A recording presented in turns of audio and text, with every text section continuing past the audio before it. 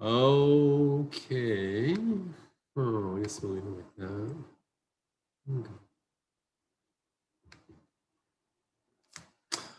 Okay, so day 14, September the 17th, we're picking up from where we left off. Last time we met, we were in Engelharszell, and we're going from Engelharszell to Linz. And this shows where it is on the map. Engelharszell is up here, and Linz is down here.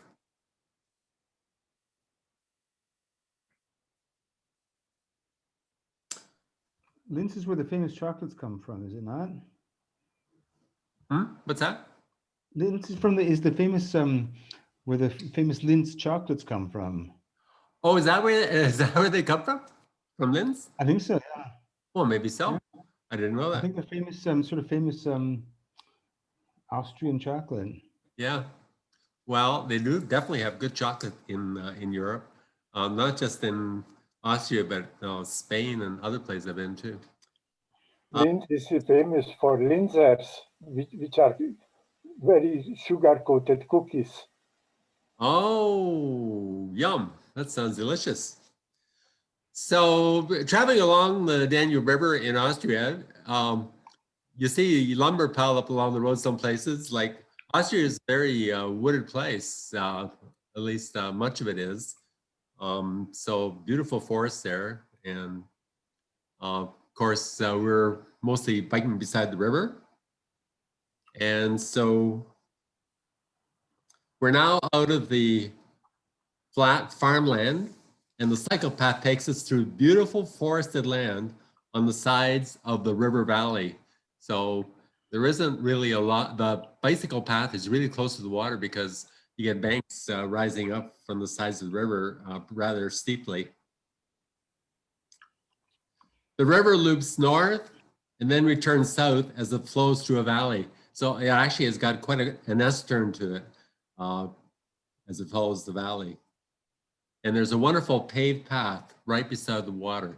So it really is nice to be off-road and have a dedicated path. And there you can see the steep bank on the other side of the river and houses along the river. Probably only accessible by boat. And what a wonderful place for a vacation home, especially in the summertime. There's a lot of boat traffic on the Danube River now. The section between Passau and Vienna is very heavily traveled with tour boats. And here we see a little village beside the river. Beautiful, quaint villages define this part of the Danube. So they were quite numerous. And numerous castles are also found on the top of the cliffs. Wouldn't this be a nice place to live? And how about this? I wish we could have booked one of these for the night, or maybe one's a little crowded. Maybe two of them would have been better. And here we are coming into Aschach, or maybe Aschach. We are back in our farming country as evidenced by this large grain storage facility. It was fun chatting with school kids on their lunch hour. They were glad to practice their English with a couple of connects and really did very well. So being retired teachers, we felt right at home with a group of students here. And here is the neighborhood Spar store. Every town seems to have a Spar store where we could get some groceries. They weren't big supermarkets like Walmart or something like that, but they had everything that a person could want and really nice for stocking up and a whole lot cheaper than going to a restaurant for food. And quite often we would pick up food at a Spar store and eat at the hostel. So here we're taking the ferry across the Danube from Ufer to Ottensheim on the left side. This is quite a unique ferry in that the boat is attached to a cable and the current of the river provides the force to propel the boat across. So what could be more environmentally friendly than that? Not burning up any fossil fuels. And soon we reached the town of Poslingham and crossed the Danube on the very big Nibelungenbrook Bridge to the bustling city of Linz. We're not sure of the Jugendgasthaus location, so we stopped and received directions from a very helpful lady walking down the sidewalk. It was quite a ride up a long hill, but we found it okay. We're now starved, so we walked down to the Hofplatz, a large plaza at the city center by the river. And that's what's in the Hofplatz, a McDonald's, but we didn't go there. Al insisted that we not go there. This is where we went, Abbas, and we satisfied our hunger with some delicious donors, I think. And then climbing back up the hill to the hostel, we're now ready for a good sleep. And it was quite a climb. It was probably at least 1 kilometer each way. So, and right beside a big athletic park. It was a really nice place. So the next day we spent in Linz.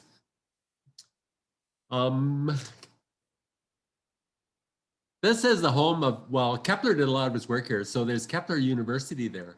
It's not a real old university, named, I think it's a technology university, named after Johann Kepler. Hofplatz is the center of the city. So after a great breakfast at the hostel, we walked down to the river to enjoy the Hofplatz city center. It's probably a little hard to tell what this is. It's a monument that's being refurbished. This is the Trinity Tower. It was built to remember those who died in plague epidemics. We think that we have it really bad during this COVID time, and we do, but they've had times that were a whole lot worse in Europe, including the Black Plague. And so they believe that God delivered them from plagues, and they built towers to remember these plagues and those who died from them. Here are a few pictures of the biggest church in Austria.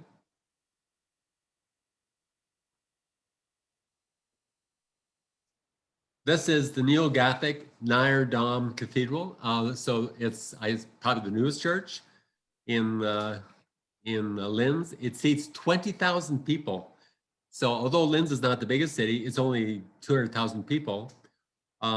This is the biggest church in all of Austria. 20,000 people, like that's really huge. It's not the tallest, however.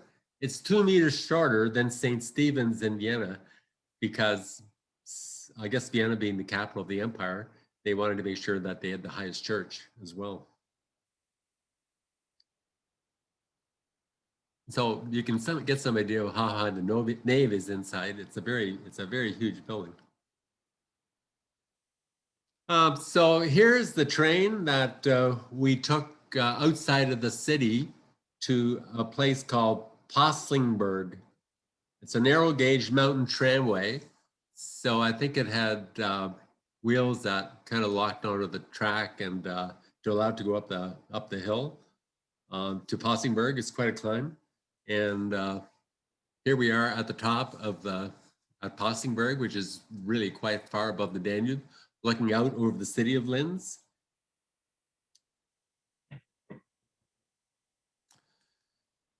And it's at Postlingberg that we visited a pilgrimage church, and we had the great views of the city. And now this is evening now, downtown, Hofplatz. 2 pictures of Hofplatz. So after supper at the hostel, we returned to Hofplatz and enjoyed the waterfront. A walk across the bridge to the beautiful electronics center was memorable. I really wish I'd gone inside that electronics center, because I understand it's really quite a science center. And I think it was open, but didn't make it into it. So there's a lot of history behind Linz. Linz dates back to Roman times. It's only a city of 200,000 people, but at one time, apparently, it was the chief city in the Roman Empire, even greater than Rome. And it was the home to Johann Kepler, 1571 to 1630. He taught mathematics at the Landhaus and developed his theories of planetary motion. So David, I'm sure you know what those laws of planetary motion are. Adolf Hitler considered Linz his home. He was born just a short distance out of Linz, and his early childhood was in Linz, and then he moved to Vienna. But apparently he hated Vienna and he loved Linz, and he wanted to make Linz the industrial powerhouse of the Third Reich and the capital and the cultural capital. Apparently he stole a lot of art from various museums, and he wanted to have a great museum in Linz to show how cultured he was. And Linz was quite heavily bombed in World War II, but and about a third of the houses were destroyed or damaged seriously, but the big cathedral was really damaged very little. So that was fortunate. I'm sure the Allies, there was a lot of industrial strength development along the Danube that was developed under Hitler's authority, and huge steelworks and chemical plants. So of course the Allies wanted to bomb that.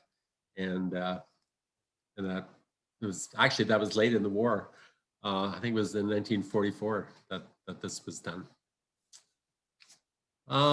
So that was day 15. Okay, Al, are you ready to You betcha. go now?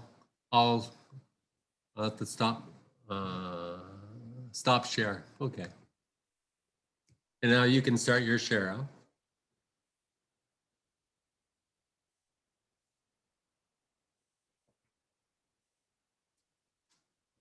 Okay. Are you good to go? I don't know what's going on here. Oh,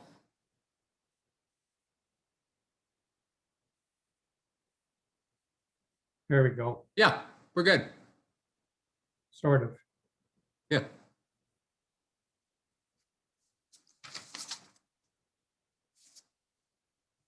Okay, just to bring everybody up to date, a couple things that Stan said. Linz was just a wonderful place to stay, and unfortunately, throughout this whole trip, there were too many places that it would have been nice to have spent more time in, and we just didn't have that time. Anyhow, this first map for the people that are just joining us, or just to refresh everybody's memory, shows where we started in the Black Forest at Danube, and then to Ulm and through Regensburg, where we spent a couple of wonderful days, into Passau. And from Passau, we're on our way through Linz to Vienna. And the Passau to Vienna route is the most popular route of the entire Danube bike ride. And we did run into quite a number of, I guess you'd call them cruise ships with cyclists aboard. But, and again, fortunately, we have had excellent weather pretty well all through the week and a half that we've been on the bikes. This again shows the route from Passau through to Vienna with the stops at Engelharszell, and then following the Danube to Linz, which is what Stan just described. And then I'm going to do the route from Linz to Gren, which was about 64 kilometers. And then from there, we'll go on to Melk and follow up to Krems, and then Altenburg, and then finally Vienna. So it's interesting that the day that we rode from Linz to, where are we here? To Gren was, again, a beautiful day, and there wasn't too much in the way of difficulty along the road at all. We would have liked to have stopped at Mauthausen. That's the scene of a German concentration camp that the Nazis had there. It was one of about 100 different camps, sub-camps that were located through Austria, but it was on the other side of the river, and not something that we especially want to see. Continuing on, Mitterkirchen im Machland is a beautiful little community, and you'll see some wonderful pictures of that. And then Gren is, again, a wonderful little town that we just could have spent another day there if we had had the time. And as I say, we saw quite a few cruise ships along the river. The Danube bike path goes on both sides of the river, so the boats would be anchored on whichever side was most convenient for the cyclists. As much as we enjoyed going along the river, it was really nice to get out in the countryside, and the days were extremely comfortable and cool, and you get the smell of the earth, and it's just a very, very pleasant experience all the way around. And of course, being on the water, again, was always something that we look forward to. And as you could see in the previous pictures that Stan showed you, the Danube cycle path is superb all the way along, and was never really a particular concern for us. I don't think we ever got lost to any great extent. Mitterkirchen im Markland is on the other side of the Danube, and we didn't get over there, but it is just a beautiful, beautiful little community. And the unfortunate thing about these cell phones is that you can take more than one picture. And as I'm preparing this, I'm trying to figure out which picture I should delete. But I like them all, so I didn't delete any of them. And so there's just some beautiful views from the Danube of Mitterkirchen im Markland on the other side of the river. The church there dates back to 1482, and again is a central focus of the town. Again, a beautiful panoramic shot of the city.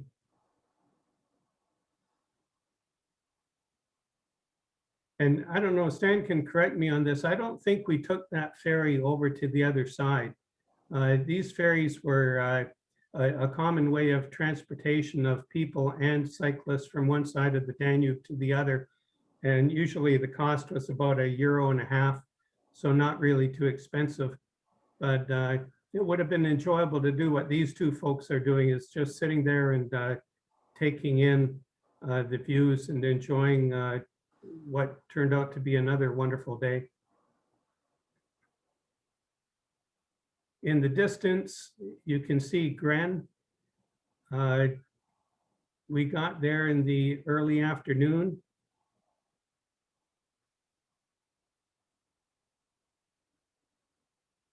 And again, the city is right along the banks of the Danube. And I should explain a couple of these pictures I found on the internet. And the fella down here said, as long as you give him credit for that, you're free to use them. So whoever BWAG is, I appreciate the fact that he made these available. You can see a little dock here. When we were at our hostel, which is just close to the church here, we walked down to the dock, and there were a number of cruise ships that had docked there for the night. And we had quite an interesting conversation with a couple of gals that we had met up at the castle here. And then the next morning, we came down and met them before their ship sailed off. One of the things that we always look forward to when we finished was having something to eat and a cold beer. And it always made a nice end to a long day. The Grenberg Castle is the main attraction in Gren. It was built between 1488 and 1493. It was purchased by one of the dukes in the area and is presently owned by a family foundation. It is just a wonderful place to walk around. The grounds are lovely. The castle itself was closed and we weren't able to get in, but there's beautiful views of the Danube from the grounds. The other thing that we always look forward to in the morning was breakfast, and Stad Gren did not disappoint us. We had quite a choice, and it gave us a good start the next morning as we were heading off to Melk, I believe. Stan, is that correct? That's right. And the other enjoyable thing for the morning is we headed down to that dock that I showed you in the previous picture and boarded this little ferry, just the two of us and the captain of the ship, and took us over to the other side of the river. And we were on our way. Again, another wonderful day, very pleasant. And every place that we have stopped so far has been as good as we could have expected. And up to this point, we have had no real major concerns. So with that, Stan, I'll turn it back to you. Okay.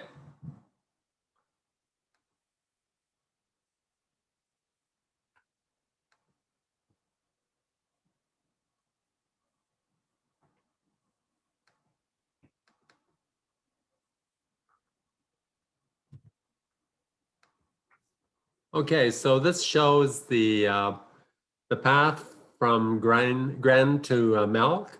This is now day 17, September the 20th. And I think I'll show this picture. So it was a very nice breakfast. And the ferry. And here we are leaving Gren behind. And it was hard to leave Gren behind after enjoying our wonderful stay there. And here we are along the Danube cycle path, and just beautiful here.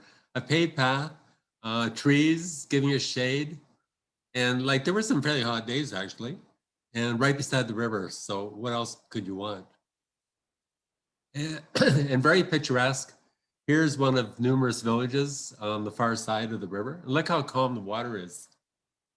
And there were numerous pretty villages like this. But the Danube River has been harnessed with dams and hydroelectric plants. So we would usually go by at least one every day, sometimes several. And this is a very large one.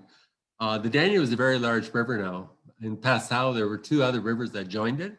So it's become a very major river, and there's a lot of energy in that water. And this is the this is the sign for, guess what?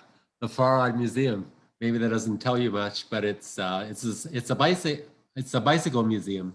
So we were quite interested in looking at the bicycles, and they had a really nice assortment of bicycles. Like, look at this one. Did you ever see a fire bicycle? A bicycle with a hose on it for going to a fire and fighting fires? Well, that's kind of unique, isn't it? And look at the penny farthings here.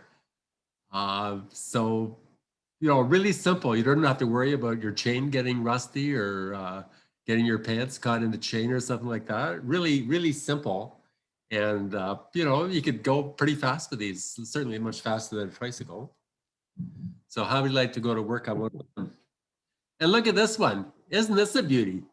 Beautiful hardwood. Look at the grain in that wood. Is that made out of walnut? I don't know, but I guess you could make them out of all kinds of wood. I heard about bicycles being made of bamboo now, but I don't think this is bamboo. So it's a real beauty, isn't it?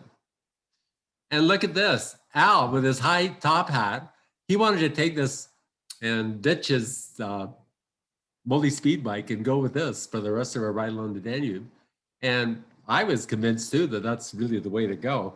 It's really makes things really simple. The only hard part is getting up on the seat and going, I suppose, going up the hills.